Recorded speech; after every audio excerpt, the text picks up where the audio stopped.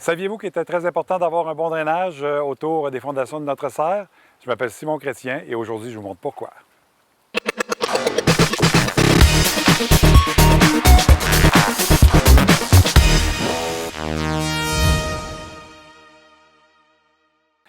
Comme vous pouvez le constater, mon terrain, ma cour arrière est légèrement en pente et la serre se situe dans le bas de cette pente, dans la fin de la pente. Et l'eau qui ne peut pas pénétrer dans le sol redescend le terrain. Et comme cette année, le printemps arrive tardivement, la neige fond rapidement, le sol est encore gelé et l'eau ne réussit pas à percoler dans le sol, à se drainer. La première année d'utilisation de ma serre, je n'ai pas eu ce problème-là. Le printemps est arrivé plus tôt, ça l'a fondu doucement, ça s'est bien drainé. Mais cette fois-ci, comme vous pouvez le constater, grosse surprise, le fond de ma serre est inondé. Ma serre est légèrement escavée dans le sol, étant donné que je voulais faire des lits de plantation, puis je voulais la mettre au niveau parce que mon terrain est en pente. Mais l'effet pervers, voyez-vous, c'est que le peu d'encastrement de la serre dans le sol fait que c'est l'eau qui s'accumule dans ma serre. Je suis inondé.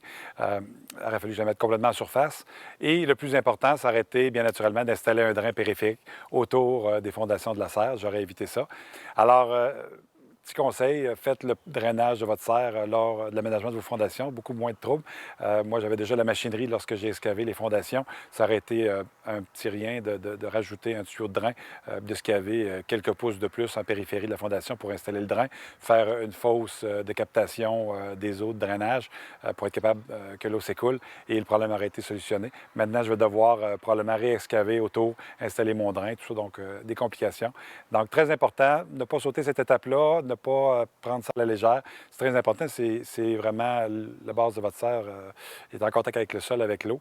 Donc là, je suis aussi chanceux. On est en fin de saison, il n'y a pas de gel-dégel qui pourrait faire que ça fait lever la fondation. Remarquez que je suis sur des pieux qui descendent sous la ligne de gel, des sonotubes, en béton. Donc ça vient me protéger aussi des mouvements de la serre. Mais ce n'est pas l'idéal. J'ai les deux pieds dans beaucoup d'eau pour venir faire mes semis de printemps. C'est vraiment pas plaisant. Donc, petit conseil de dernière minute, faites du drainage.